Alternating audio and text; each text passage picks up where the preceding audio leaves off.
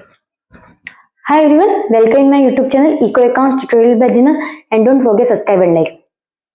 अपने आज इकोनॉमिक्स का अर्थशास्त्र यानी का क्या मॉडल पेपर सॉल्व करवा रही हूँ। मॉडल पेपर आज पूरा नहीं होगा, थोड़ा कल करेंगे और थोड़ा परसों करेंगे, क्योंकि मॉडल पेपर बड़ा है और इतनी लंबी क्लासेस तो तुम लोग देखने वाले भी नहीं हो, तो इसलिए आज थोड़ा सा ही मॉडल पेपर सॉल्व करेंगे, जिसमें क्या बहुविकल्पिक प्रश्न ले लेंगे या तो रिक्त स्थान देख लेंगे। अगर होते हैं वो कंप्लीट तो ठीक है, नहीं तो फिर कर लेंगे। मैंने तुम लोगों को एक चीज पहले भी बताई थी सिलेबस के तौर पर। सिलेबस बताया था कि है ना इतने नंबर का ये आने वाला, इतने नंबर का ये चैप्टर आने के चांसेस है। तो अभी है ना जो मॉडल पेपर है उसके अंतर्गत मैं बता देती हूँ तुम लोगों को कि कौन कौन से कितने नंबर के आने के चांसेस है। और सबसे बड़ी बात, तुम लोगों के जब तक अभी एग्जाम नहीं हो जाते तब तक मैं इकोनॉमिक्स के मॉडल पेपर ही चालू रखूंगी। इकोनॉमिक्स के मॉडल पेपर चालू रखने के पीछे रीजन ये है कि तुम लोग जितने मॉडल पेपर सॉल्व करोगे उतना ज्यादा अच्छा होगा।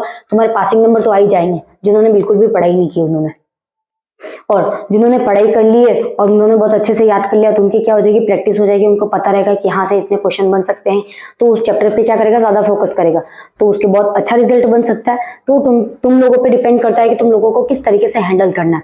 जो मैं बता रही हूँ उसको सही तरीके से यूज करना है या नहीं करना है। तो मैं सबसे पहले क्या बता रही हूँ, नंबर बता रही हूँ, उसके बाद अपन ये बहुविकल्पिक जो प्रश्न है वो सॉर्ट आउट करेंगे, ठीक है। 2014 का मॉडल पेपर है। अपने क्या कक्षा कौन सी, 12th है, विषय अर्थशास्त्र और अवधि। कितना टाइम मिलने वाला तुम्हें, 3 घंटे और 15 मिनट का। पेपर कितने नंबर का होने वाला, 80 नंबर का पूरा। तो तुम्हारे लिए ये जानना इंपॉर्टेंट है ही नहीं, तो तुम्हारा क्या जानना इंपॉर्टेंट है, सबसे पहले ये प्रश्नों की संख्या। वस्तुनिष्ठ प्रश्न कितने आने वाले हैं, 15 आने वाले हैं। और एक क्वेश्चन कितने नंबर का आने वाला है, 1 नंबर का। तो टोटल नंबर कितने हो गए, 15 नंबर हो गए। कितने हो गए, 15 नंबर हो गए। फिर हो गए रिक्त स्थान वाले प्रश्न, कितने आएंगे, 7 आएंगे। और कितने अंक के होंगे, 1 अंक। मतलब एक क्वेश्चन 1 अंक का हुआ तो 7 नंबर ये हो गए। उसके बाद अति लघुत्तरात्मक जो प्रश्न है वो 10 नंबर, कितने संख्या है, सॉरी 10 नंबर नहीं, 10 प्रश्नों की संख्या है। उसमें हर प्रश्न कितने नंबर का, 1 नंबर का है। और उसके बाद ये कितने नंबर हो गए, 10 नंबर। अगर एक चीज ध्यान रखना, तुम ये अति लघुत्तरात्मक जब भी प्रश्न करते हो तो उसमें डेफिनेशन एक तो 2 नंबर की आती है, 2 या 3 लाइन की तो होनी चाहिए। उसके बाद अगर तुम्हें किसी अर्थशास्त्री का नाम याद है उसका डेफिनेशन लिखोगे तो और ज्यादा अच्छा रहेगा। लघुत्तरात्मक प्रश्न कितने, 12 क्वेश्चन आ रहे हैं, कितने नंबर के, 2 नंबर के, तो 24 नंबर हो गए। दीर्घ लघुत्तरात्मक प्रश्न 4 क्वेश्चन आ रहे हैं, कितने नंबर के, 3 नंबर के, और 12 नंबर ये हो गए। निबंधात्मक प्रश्न 3 नंबर, 3 क्वेश्चन, 4 नंबर के, 12 नंबर, तो टोटल कितने हो गए, 80 नंबर हो गए। और 20 नंबर कहां से जाएंगे, तुम्हारे स्कूल से जाएंगे। उसके बाद ये देखो सिलेबस है, सिलेबस के हिसाब से कितना आने वाला है। पहला कौन सा, एक तो वेस्टी और दूसरा कौन सा, सॉरी पहला समष्टि और दूसरा कौन सा है, वेस्टी। समष्टि में क्या क्या आने वाला है, समष्टि अर्थशास्त्र कितने नंबर का है, पहला समष्टि अर्थशास्त्र 8% 10। मुद्रा और बैंकिंग 8 नंबर 10। उसके बाद आय और रोजगार 8 नंबर 10। सरकारी बजट 8 नंबर। खुली अर्थव्यवस्था 8 नंबर। उसके बाद व्यष्टि अर्थशास्त्र में क्या है, व्यष्टि अर्थशास्त्र 1 परिचय, परिचय कितने नंबर के, 6 नंबर के। इसमें सबसे पहले एक चीज तो तुम मान के चलो कि व्यष्टि और समष्टि में अर्थ अंतर आने वाला है, या फिर एक क्वेश्चन ये तो आ ही जाएगा कि ना कि अर्थशास्त्र के जनक कौन है। फिर उपभोक्ता व्यवहार, उपभोक्ता व्यवहार में मैंने पढ़ाया था, तुम लोगों को ध्यान हो तो मैंने ये भी बताया था तटस्थ वक्र वाले क्वेश्चन आ सकते हैं।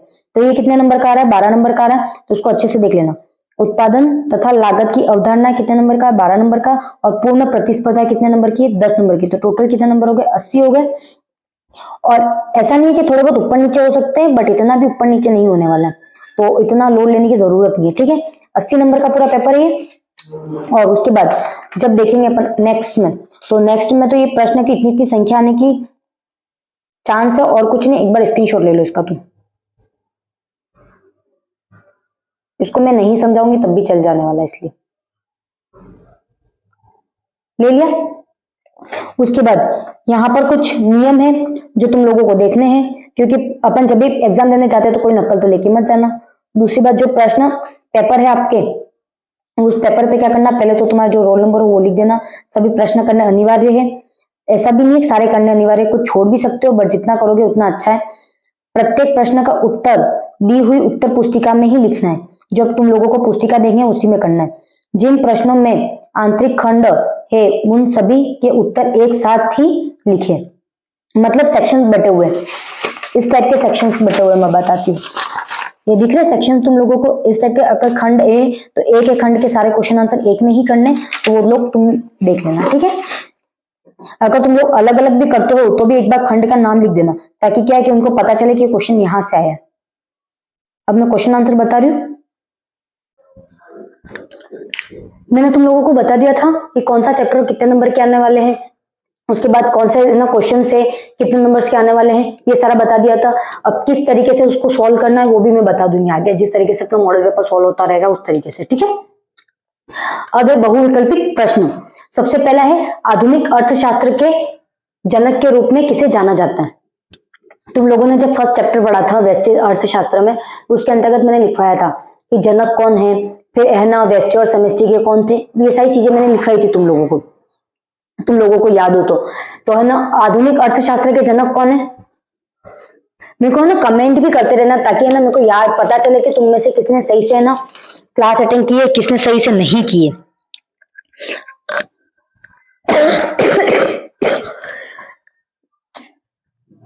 कौन थे, एडक स्मिथ थे। आधुनिक अर्थशास्त्र के जनक कौन थे, एडक स्मिथ थे। और व्यष्टि और समष्टि के दोनों के कौन थे,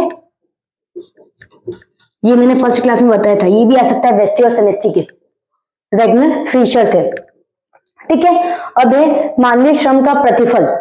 जो मानव श्रम करता है, जैसे तुम लोग पहले कोई भी काम कर रहे हो, अभी स्टडी कर रहे हो, तो क्यों कर रहे हो,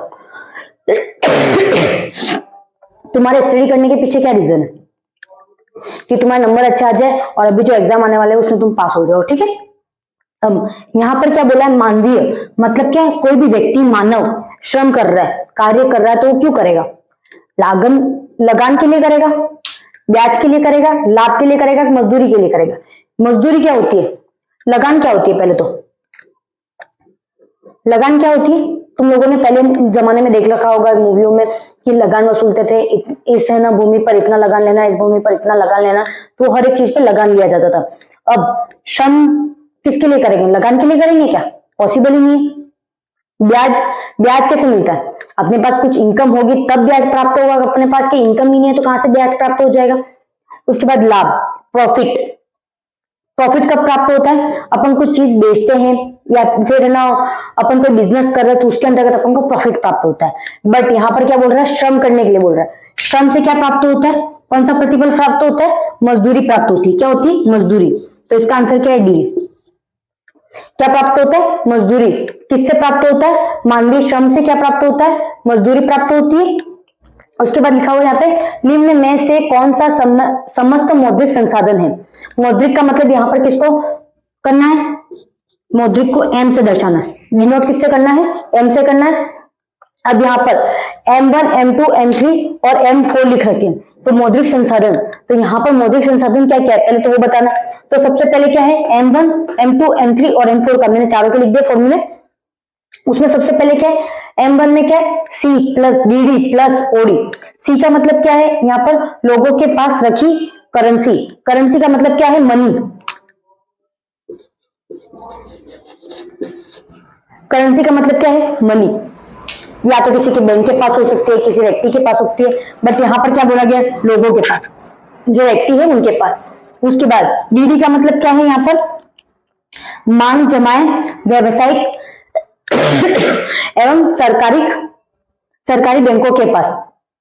जो मांग और जमाए हैं व्यवसायिक या सरकारी जो बैंक होंगे उसके पास होगी। डीडी का मतलब किसके पास होगी, बैंक के पास होगी। और ओडी का मतलब क्या है, रिजर्व बैंकों के पास अन्य जमा, जो रिजर्व बैंक होती है अपनी, उसके पास क्या है, अन्य जमा, जो दूसरों। पहली बात तो ये चीज ध्यान रखना कि ये जो व्यावसायिक बैंक है और जमा बैंक है उसको हैंडल कौन करता है, उसके सारे के सारे लेखे जो के कहां जाते हैं, रिजर्व बैंक के पास जाते हैं।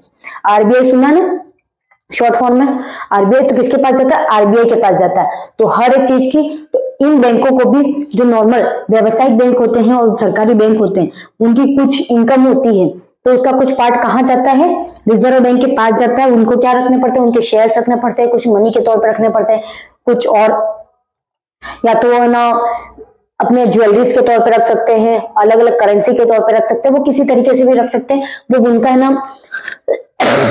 उनका उनकी सोच है उनको किस तरीके से रखनी है, बट अगर कोई भी बैंक खुलता है तो वो रिजर्व बैंक से ही खुलते हैं। तो सबका हैंडल कौन करेगा? रिजर्व बैंक करेगा। रिजर्व बैंक के पास हर एक की इंफॉर्मेशन होगी, ठीक है।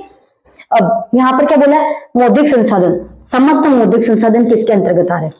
मौद्रिक संसाधन मतलब जो मुद्रा में मापे जा रहे हैं। तो सबसे पहले यहाँ पर बताओ मेरे को, यहाँ पर क्या बोला है? मौद्रिक संसाधन बोला है और कुछ नहीं बोला है। तो यहाँ पर देखो, अगर M1 लेते हैं तो M1 में तो ये तीनों आ गई चीजें, DD, C और OD। उसके बाद M2 है, M2 में क्या है? M1 मतलब ये तो आ ही रहे हैं तीनों चीजें, M1 की तीनों चीजें हैं वो आ रही है। उसके बाद क्या आ रही है? डाकघर बचत बैंकों में बचत जमा। मतलब क्या है इसके? डाकघर में भी जो बचत सेवा है, कोई व्यक्ति है वो डाकघर भी होता है तो उसमें भी बचत करता है तो उसकी जमा है। M3 में क्या है? एक तो M1 मतलब ये तीनों आ रहे हैं और इसमें कौन सा आ रहे हैं? व्यवसायिक बैंकों की निवल अवधि वस्तुएं। उसके बाद क्या है? M4 में क्या है? M3 मतलब ये वाला, इसमें M1 प्लस ये वाली व्यवसायिक बैंकों वाली है और उसके बाद क्या? डाकघर बचत संस्थाओं में कुल जमा है। पर अपने यहाँ पर क्या पूछा है? सिर्फ मौद्रिक संसाधन पूछा है। मौद्रिक संसाधन कहाँ पे बताया गया अपन को? M1 में बताया गया। तो यहाँ पर कौन सा क्वेश्चन राइट होगा? अगर तुम लोगों को कुछ और बोलना होता तो वहां पे तुम लोगों को वो करना होता, बट यहाँ पर पहले से ही बता के रखा है मौद्रिक संसाधन। अगर कुछ और बोलता, डाक बचत वाला बोल देता, व्यवसायिक वाला बोल देता, तब जाके तुम लोगों को वो चीजें करनी होती।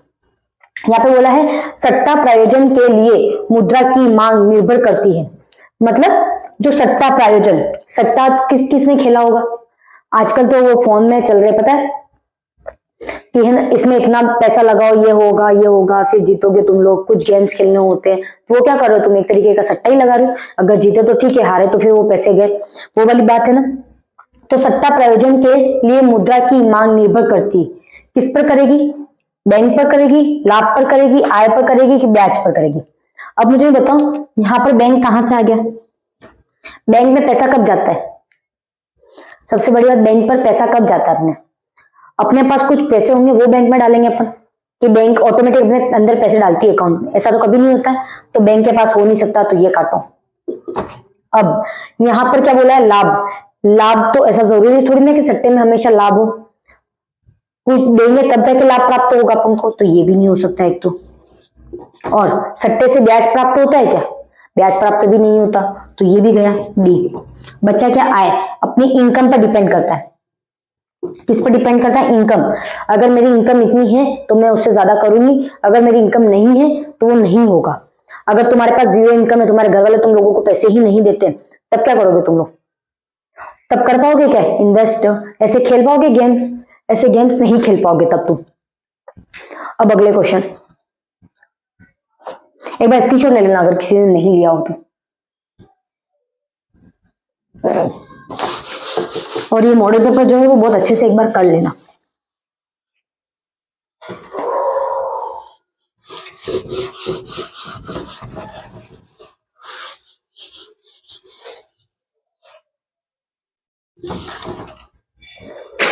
अगला क्या है इस मॉडल पेपर का क्वेश्चन? एक मिनट।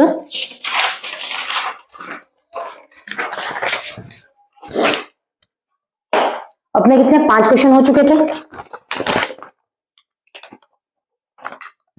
छठा क्वेश्चन, भारत में वित्तीय वर्ष की अवधि है। भारत में वित्तीय वर्ष की अवधि है।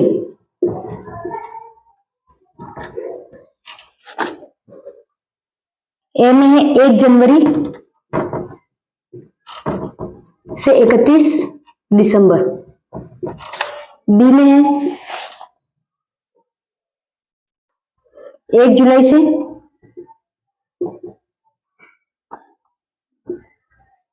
30 जून। सी है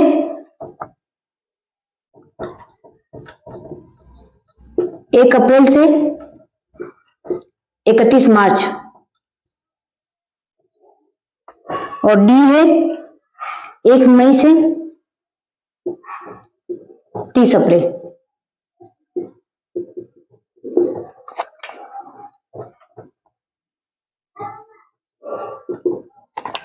अब तुम लोगों को याद होगा तो मैंने वित्तीय वर्ष वाला कहाँ बताया था, फाइनेंशियल ईयर वाला, अपने जब चैप्टर शुरू हुआ था अकाउंट में तब मैंने बताई थी या नहीं बताई थी, उस टाइम मैंने बताया था। तो कौन सी होती है, अब जब अपना जो वित्तीय वर्ष होता है वो कौन सा है, 1 जनवरी से 31 दिसंबर है, या फिर 1 जुलाई से 30 जून है, या फिर 1 अप्रैल से 31 मार्च है, या 1 मई से 30 अप्रैल है। तो क्या है, 1 अप्रैल से 31 मार्च। हमेशा अपना वित्तीय वर्ष या फाइनेंशियल ईयर कब खत्म होता है, कब शुरू होता है, 1 अप्रैल को शुरू होता है, खत्म कब होता है, 31 मार्च को शुरू होता है, ठीक है, जनवरी से नहीं होता, इतना ध्यान रखना। दूसरा क्या है अपने क्वेश्चन, यदि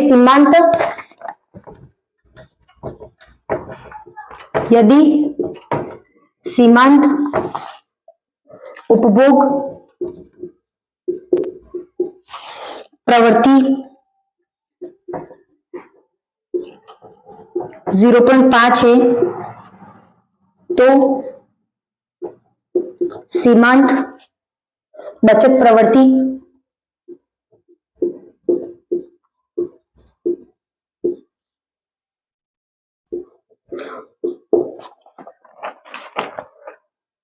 एक चीज ध्यान रखना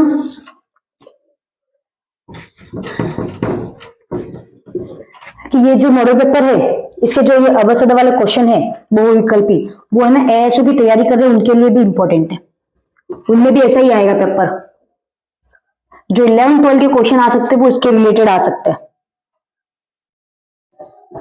डी 0.75।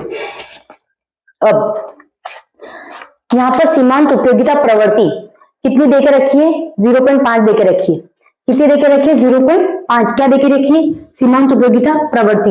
और सीमांत बचत प्रवृत्ति क्या पूछ रहा है अपन को, पूछ रहा है, ये बी नहीं हुई अभी तक अपन को, ठीक है। तो इसका फॉर्मूला क्या है, MPS plus MPC plus MPS equal 1।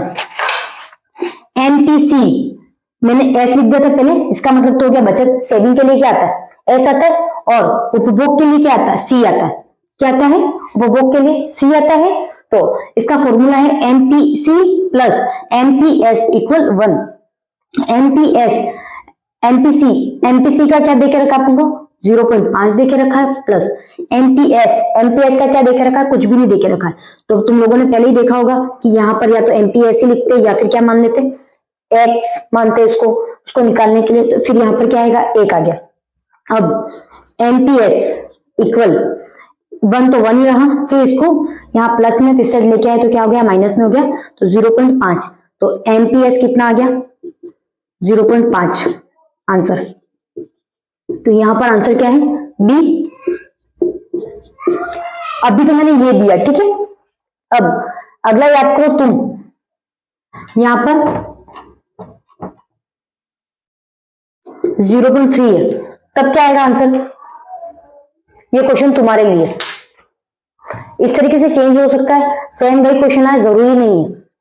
तब भी क्या करना तुम लोगों को, यहां पर 5 लिखा, वहां पे क्या कर देना, 3 लिख देना, और यहाँ पर 5 लिखा, यहाँ पर भी 3 लिख दो। अब कितना आएगा, यहाँ पर 7 आ जाएगा, 0.7, और कोई आंसर डिफरेंट नहीं आने वाला। अभी ये देके रखा है, ठीक है, ये नहीं दिया हो तो ये नहीं देके रखा हो ये क्वेश्चन आगे, और यहाँ पर कितने 2 देके रखे हो, मतलब यहाँ पर 0.5 देके, मतलब 0.8 देके रखा हो, तब क्या होगा, सीमांत उपभोग प्रवृत्ति क्या है, कुछ भी नहीं देके रखी, तो सीमांत उपभोग प्रवृत्ति के लिए अपन वैसा का वैसा रहने देंगे। उसके बाद प्लस एमपीएस इक्वल 1 करके, यहाँ पर कुछ नहीं है तो उसको एमपीसी रखेंगे, और यहाँ पर है क्या है, 0.8 है इक्वल 1, और फिर एमपीसी इक्वल 1 माइनस 0.8, तो यहाँ पर कितने आएंगे, 0.2 आंसर आएगा। तो ऐसा हो सकता है, अगर अभी है ना उपभोग का दिया हुआ, प्रवृत्ति का दिया हुआ, तो उस टाइम बचत का भी पूछ सकता है, तो ये आगे पीछे हो सकता है, एक बार स्क्रीनशॉट ले लो इसका। जरूरी नहीं है कि एक ही क्वेश्चन आए, इस टाइप के दूसरे क्वेश्चन भी आ सकते हैं।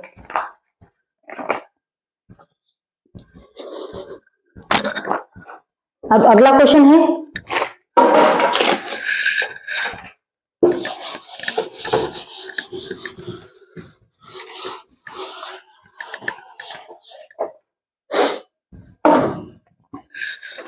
भारत में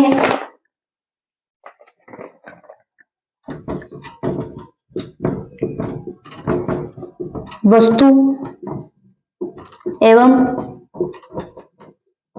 सेवा कर कब लागू, एक चीज बताना, वस्तु और सेवा कर को एक और नाम बोला जाता है, इंग्लिश में क्या बोलते हैं, जीएसटी बोलते हैं। तो जीएसटी भी इसी का नाम है। जीएसटी कब लागू किया गया था?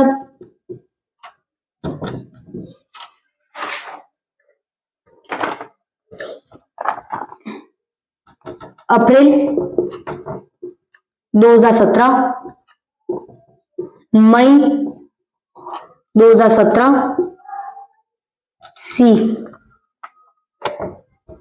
जून 2017, डी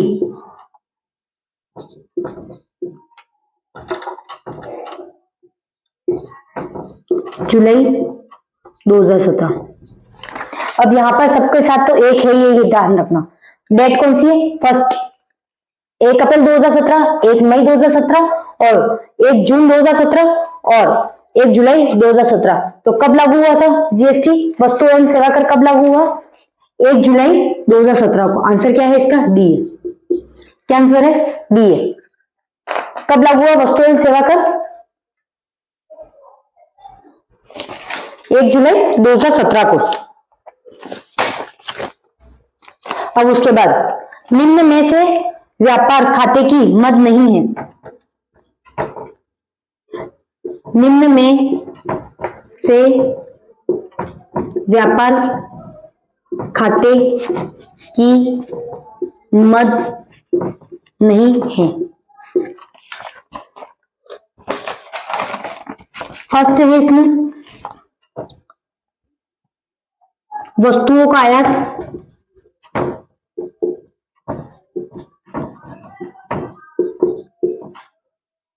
बी है वस्तुओं का निर्यात,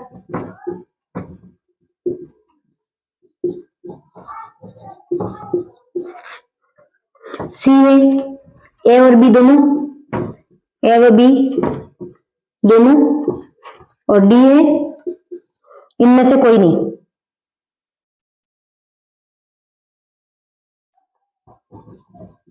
इनमें से कोई नहीं है, अंतर भुगतान है। अब एक चीज बता मेरे को, कोई भी व्यापार करता है व्यक्ति, तो व्यापार क्यों करता है? व्यापार करने के लिए कुछ ना कुछ चीजें उसको मंगवानी पड़ेगी कि नहीं मंगवानी पड़ेगी? मंगवाते तब क्या करते हैं? आयात करते हैं, और उसको कोई चीजें बेचनी भी पड़ेगी, देनी भी पड़ेगी। अगर सप्लाई भी तो करनी पड़ेगी, लेनी भी पड़ेगी और देनी भी पड़ेगी। अपन विदेशों से क्या करते हैं? आयात और निर्यात दोनों करते कि नहीं करते? तो व्यापार की सबसे इंपॉर्टेंट मद कौन सी होती है? आयात और निर्यात दोनों है। इसमें अंतर भुगतान तो है ही नहीं, अंतर भुगतान का कोई इंपॉर्टेंट है ही नहीं। तो इसका आंसर क्या है? सी है। या तो हम सेवाओं का भी कर सकते हैं आयात निर्यात, और वस्तुओं का भी क्या कर सकते हैं? आयात निर्यात कर सकते हैं। किस किस का आयात निर्यात कर सकते हैं व्यापार में? वस्तुओं का और सेवाओं का आयात निर्यात किया जा सकता है। तो ए और बी दोनों आंसर है इसके। अगला है व्यष्टि अर्थशास्त्र में अध्ययन किया जाता है। व्यष्टि अर्थशास्त्र में अध्ययन किया जाता है। मैंने यही मॉडल पेपर कहीं डाला भी है, पता तुम लोगों को? तुम लोगों ने सॉल्व भी किया होगा शायद। सॉल्यूशन नहीं डाला था मैंने, बट मैंने टेलीग्राम ग्रुप में ये डाला हुआ था, तो एक बार टेलीग्राम ग्रुप में देख लेना, और व्हाट्सएप ग्रुप में भी डाला है। इसमें फर्स्ट है उपभोक्ता की रुचि,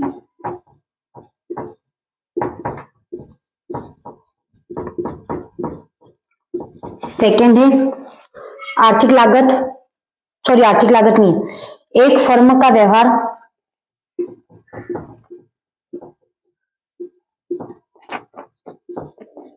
एक फर्म का व्यवहार, वस्तु की कीमत,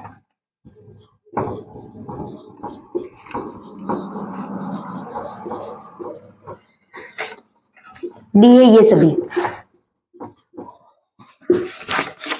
अब व्यष्टि अर्थशास्त्र में, और मैंने एक चीज बोला था, व्यष्टि और समष्टि दोनों में अंतर बोला था, याद कर लेना, ये क्वेश्चन बन सकता है। अब यहाँ पे पूछा है व्यष्टि अर्थशास्त्र, व्यष्टि अर्थशास्त्र में किसका अध्ययन किया जा रहा है? तो तुम लोगों ने देखा होगा कि यहाँ पर जब संतुलन की स्थिति में होते तब अध्ययन किया जाता है। उपभोक्ता की क्या रुचि है वो देखा जाएगा, उसके हिसाब से सप्लाई होगा। डिमांड के हिसाब से क्या होता है, सप्लाई होती है चीजें। तो इसमें एक व्यक्ति एक फर्म का अध्ययन किया जाता है, तो उपभोक्ता की रुचि का अध्ययन तो किया ही जाएगा। रुचि के हिसाब से क्या होगा, सामान बनेगा। उसके बाद क्या होगा, एक फर्म का व्यवहार, फर्म के व्यवहार को भी तो देखा जाएगा, या तो व्यक्ति के व्यवहार को देखो या फर्म के व्यवहार को देखो। सिंगल चीजें किसमें आएगी, सारी व्यष्टि में आएगी। और पूरी अर्थव्यवस्था का अध्ययन करना हो वो सारी किसमें चल जाएगी, उसमें चल। और असंतुलन की स्थिति में हो तब किसका अध्ययन किया जाएगा, व्यष्टि अर्थशास्त्र में किया जाएगा वो सारा अध्ययन, सॉरी समष्टि में किया जाएगा। वस्तु की कीमत, यहाँ पर क्या वस्तु की कीमत है, और वहां पर क्या है, आय, वो भी पूरे राष्ट्र की आय गिनी जाएगी। ठीक है, तो यहाँ पर क्या है, क्वेश्चन का आंसर सी डी है, ये सभी। यहाँ पे कौन सा एक संतुलन की स्थिति में है, ये सारे इसी के अंतर्गत पॉइंट है। अब अगला क्वेश्चन, अवसर लागत को किस नाम से जाना जाता है? एक मिनट, फोर्थ क्वेश्चन, अवसर लागत को और किस नाम से जाना जाता है? तो इसके अंतर्गत पहला है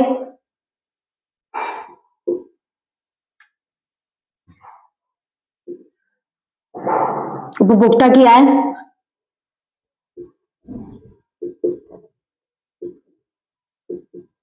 बी है वस्तु की कीमत,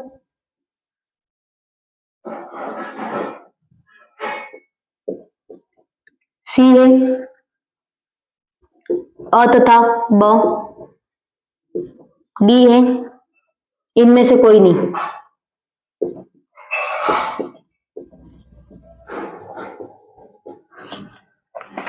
अब यहां पर बोला है अवसर लागत, अवसर लागत का और क्या नाम है? उपभोक्ता,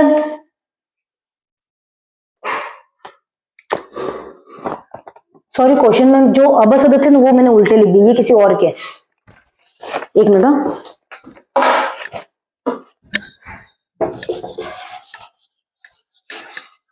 ये नेक्स्ट क्वेश्चन का था जो मैंने पॉइंट लिखे वो। कुल लागत,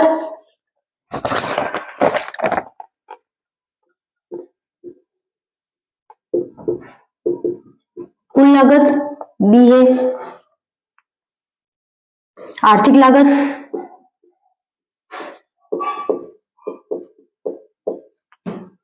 सी है, औसत लागत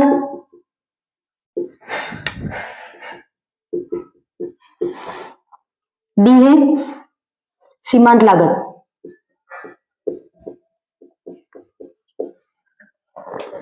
अवसर लागत को और किस नाम से जानते हैं? कुल लागत के नाम से, आर्थिक लागत के नाम से, या औसत लागत, या सीमांत लागत। अब मुझे ये बताओ अवसर का मतलब क्या होता है?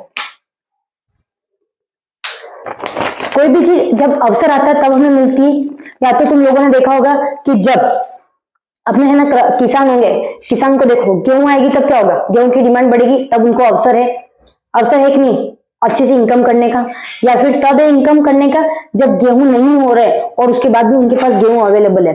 तो कभी कभी क्या होता है कि हर चीज में उनको अवसर मिल जाता है अच्छा सा कमाने का, तो वो क्या आ गया, अवसर लागत। अब मुझे ये बताओ अवसर लागत कुल लागत पर डिपेंड करती है? कुल लागत पर डिपेंड नहीं करेगी।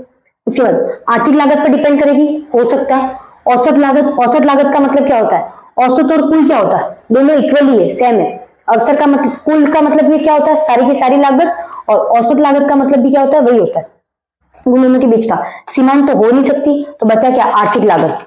आर्थिक मतलब अर्थव्यवस्था में जब डिफरेंसेस आए तब क्या होती है, किसी को अवसर मिल जाता है ज्यादा इनकम जनरेट करने का। कभी कभी ये होता है कि अभी तो मैं नेक्स्ट ईयर देखा था कि गेहूं के टाइम क्या हो गया था, बारिश आ गई थी तो गेहूं ज्यादातर खराब हो गए थे, बट किसी किसी ने क्या किया था, गेहूं पहले निकाल दिए थे बारिश से पहले, तो उनके गेहूं अच्छे थे, तो उनको क्या मिल गया, अवसर मिल गया। क्या, किस चीज का अवसर मिल गया, कि वो ज्यादा कीमतों पर गेहूं बेच सके। मिला था कि नहीं मिला था। अब उसके हिसाब से ही करता है वो। आर्थिक, आर्थिक का मतलब जो अर्थव्यवस्था है अपना, आर्थिक तौर पर किस तरीके से चल रहा है उसके हिसाब से मिलेगा। अब अगला क्वेश्चन,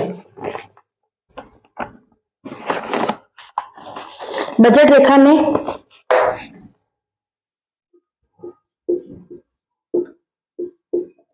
बजट रेखा में शिफ्ट के लिए उत्तरदायी कारक,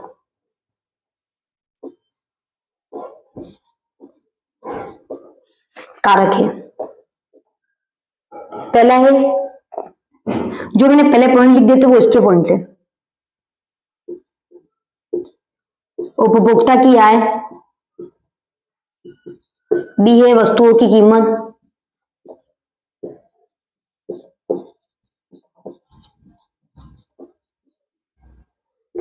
सी है अ अथवा अ तथा बी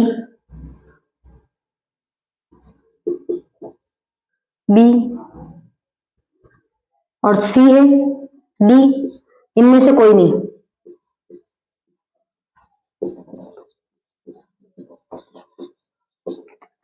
यहाँ पे क्या पूछ रहा है, अपन बजट रेखा, बजट रेखा में शिफ्ट के लिए उत्तरदायित्व कारक है, कारक क्या है। अब अपन ने जो बजट बनाया, मैंने तुम लोगों को बजट वाला बताया था बजट रेखा, बजट ग्राफ सब बताया था तुम लोगों को। बजट ग्राफ किस तरीके का होता है, इस तरीके का बजट ग्राफ होता है, ये तुम लोगों को बताया था मैंने। अब यहाँ पर एक्स वाई वो तो तुम लोगों को पता ही है, बस डायग्राम इस तरीके से बनता है वो बता दिया मैंने अभी फिलहाल। यहाँ पर बोला है कि बजट, बजट ग्राफ ये ऊपर या नीचे कब हो सकता है, या तो किसी वस्तु की क्या हो जाए, कीमतें बढ़ जाए तब हो सकता है, और कब हो सकता है, है ना, उपभोक्ता है उसकी आय बढ़ जाए, तो उस पर डिपेंड करता है कि बजट ऊपर खिसकेगा या नीचे खिसकेगा। अगर कम हो जाता है तो उसके सिवा अपन क्या कर सकते हैं, वो बजट के तौर पे वो पैसे बच जाएंगे। अगर अधिक हो गया तो वो पैसे और ज्यादा इन्वेस्ट करने पड़ेंगे उनको, जो सेविंग्स है उसमें से भी निकालने पड़ सकते हैं, क्यों, वो सामान क्या जरूरी है अपन को लेना ही है किसी भी कंडीशन में, तो वो वाली चीजें हो जाएगी। तो किस पे डिपेंड करेगा, एक तो उपभोक्ता की आय और वस्तु की कीमत, तो दोनों में सी आ रहा है। सी में क्या है, दोनों के दोनों ऑप्शन अवेलेबल है। अब लास्ट है ना, 3 क्वेश्चन बचे हैं।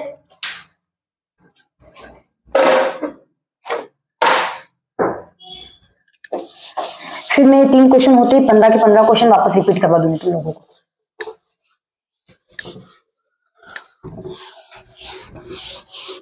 और ये पूरा का पूरा मॉडल पेपर मैंने ना टेलीग्राम ग्रुप में डाल के रखा है, जिसने ज्वाइन नहीं किया है वो ज्वाइन कर लेना और देख लेना।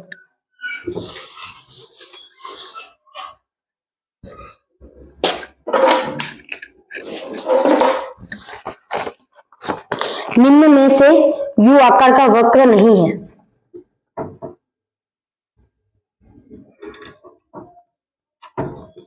निम्न में से यू आकार का वक्र नहीं है। एक मिनट,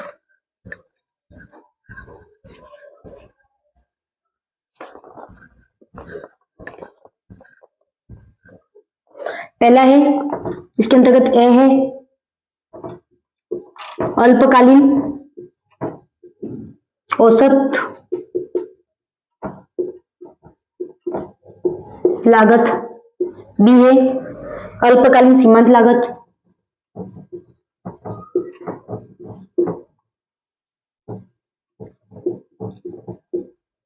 सीमांत लागत, सी है औसत स्थिर लागत,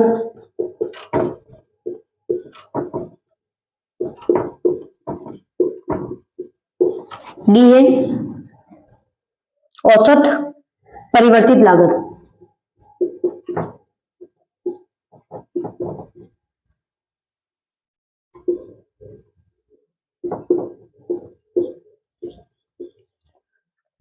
इसके अंतर्गत ये बोला गया अपन को कि तुम लोगों ने ना ये जब पढ़ा होगा, स्कूल में पढ़ा होगा, मैंने तो नहीं पढ़ाया ये, तो इसके अंतर्गत ये बोला गया कि हर आकार वक्र बनाए। अपन ने बहुत सारे वक्र बनाए हुए, तो इनके भी कोई न कोई वक्र होंगे सबके, ये जिन जिन के पॉइंट बताए। औसत, अल्पकालीन औसत लागत का है, अल्पकालीन सीमांत लागत का, इन सब के कोई न कोई डायग्राम होंगे। अब उसमें है ना एक डायग्राम ऐसा होगा जो यू आकार का बन रहा होगा,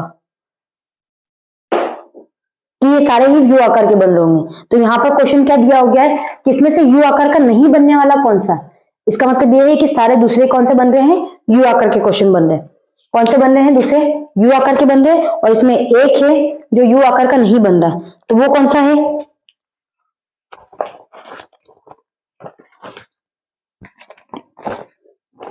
वो कौन सा है, औसत परिवर्तित लागत, डी। कौन सा वक्र है, यू आकार का नहीं बन रहा, औसत परिवर्तित लागत। इन अगर ये पूछे कि किसका वक्र यहाँ पर बन रहा है, यू आकार का बन रहा है, तो तब किस किस का नाम आ जाएंगे, अल्पकालीन औसत लागत, अल्पकालीन सीमांत लागत और औसत स्थिर लागत। ये तीनों के क्या बन रहे हैं, यू आकार के बन रहे हैं। औसत परिवर्तित लागत का नहीं बन रहा है, क्या नहीं बन रहा है, यू आकार का वक्र। अगला क्वेश्चन,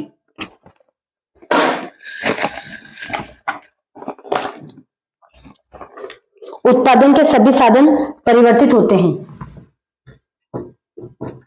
उत्पादन के सभी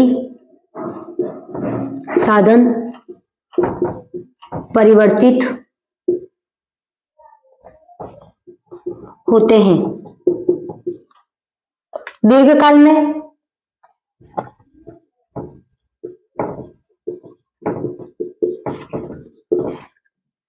बी, अल्पकाल में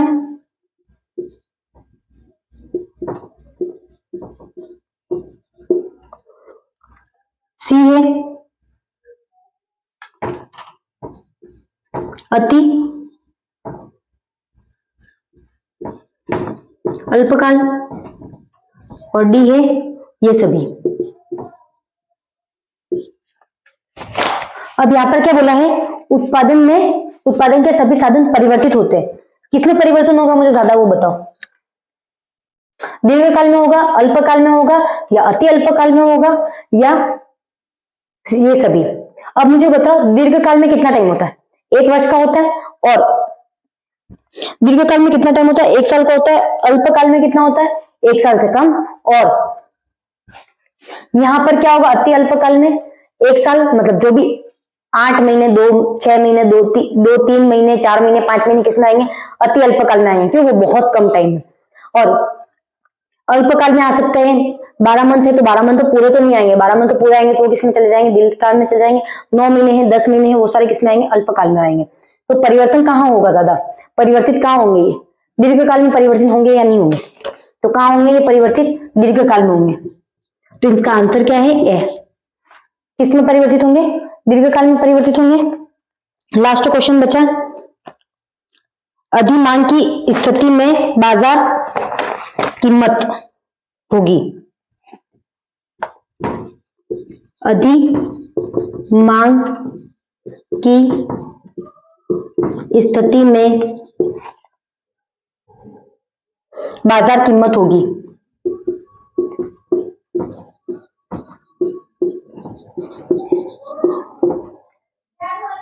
इसमें फर्स्ट है संतुलन कीमत के बराबर, बी है संतुलन कीमत से अधिक,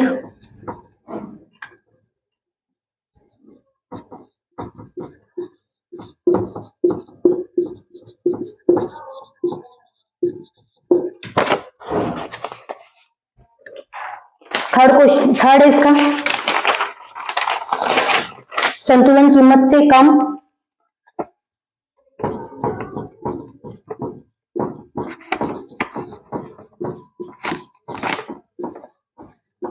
डी है स्थिर।